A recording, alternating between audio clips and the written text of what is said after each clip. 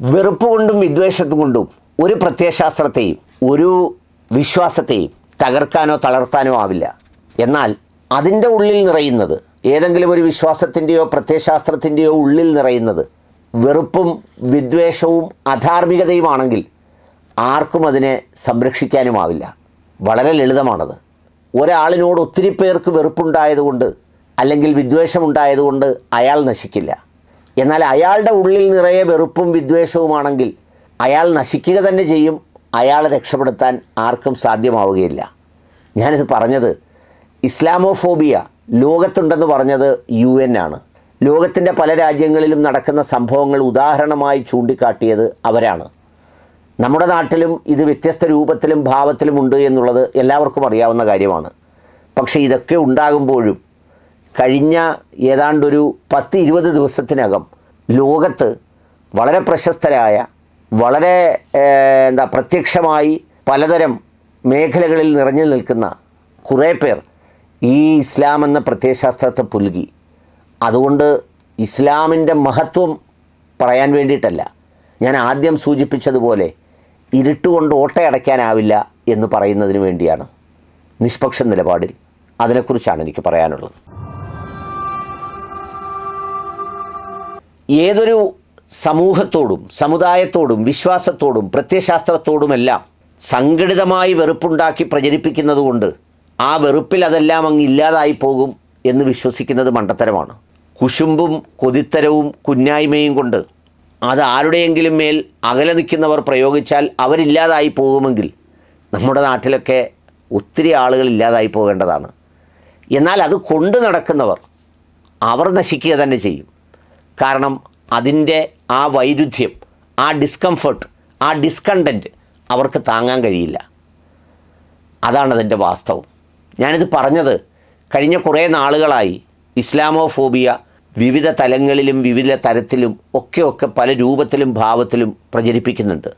അത് തീവ്രദേശീയതയ്ക്ക് വേണ്ടിയുണ്ട്, മറ്റു പലതിനെയും തടയിടാൻ വേണ്ടിയുണ്ട്, മറ്റു പല രാജ്യങ്ങളും ആക്രമിക്കാനും കീഴ്പ്പെടുത്താനും മുദ്ര കുത്താനും വേണ്ടി ഒക്കെ ഉപയോഗിക്കാറുണ്ട്. ഇത് രാജ്യത്തും ഇത് രാജ്യങ്ങളെയും സ്ഥാപനങ്ങളെയും വ്യക്തികളെയും ഒക്കെ മുദ്ര കുത്തുന്നതിന് വേണ്ടി ഉപയോഗിക്കുന്നുമുണ്ട്. ഇതെല്ലാം ഒരു വശത്ത് നടക്കുമ്പോഴും അലക്സാണ്ടർ ജേക്കബ് സാർ ഇടയ്ക്കിടെ പ്രഭാഷണത്തിൽ പറയുന്നത് പോലെ ദ ഫാസ്റ്റ് ഗ്രോയിങ് റിലീജിയനായി ഇസ്ലാം ഒരു വശത്തുകൂടി വളരുകയാണ് എന്നതാണൊരു സത്യം. ഈ കഴിഞ്ഞ ഏതാനും ദിവസങ്ങളിലായി വളരെ ലോകപ്രശസ്തരായ കുറേ ആളുകൾ ഇസ്ലാം മതം സ്വീകരിച്ചു. അവരൊക്കെ സ്വീകരിക്കുന്നതുകൊണ്ട് പ്രവാചകനിലൂടെ പൂർത്തിയായ ഇസ്ലാം മതം ഇവർ വരുന്നതിലൂടെ ഉയർത്തപ്പെടുന്നു എന്നുള്ളതല്ല. ഒരു വിശ്വാസിയെ സംബന്ധിച്ചിടത്തോളം അവരവരുടെ സ്വാതന്ത്ര്യമാണ് അത് സ്വീകരിക്കുന്നോ അല്ലെങ്കിൽ സ്വീകരിക്കാതിരിക്കുന്നോ എന്നുള്ളത്. ഏതായാലും അത്തരത്തിൽ സ്വീകരിക്കപ്പെട്ടവർ, ഒന്ന് ഡാനി ലാംബോ എന്ന് പറയുന്ന, അതായത് ഒരു ബ്രിട്ടീഷുകാരനായ മൾട്ടി മില്യനെയറാണ്, അതോടൊപ്പം ഒരു TV സ്റ്റാറാണ്, വളരെ പ്രശസ്തനായ ഡാനി ലാംബോ ഇസ്ലാം മതം സ്വീകരിച്ചു.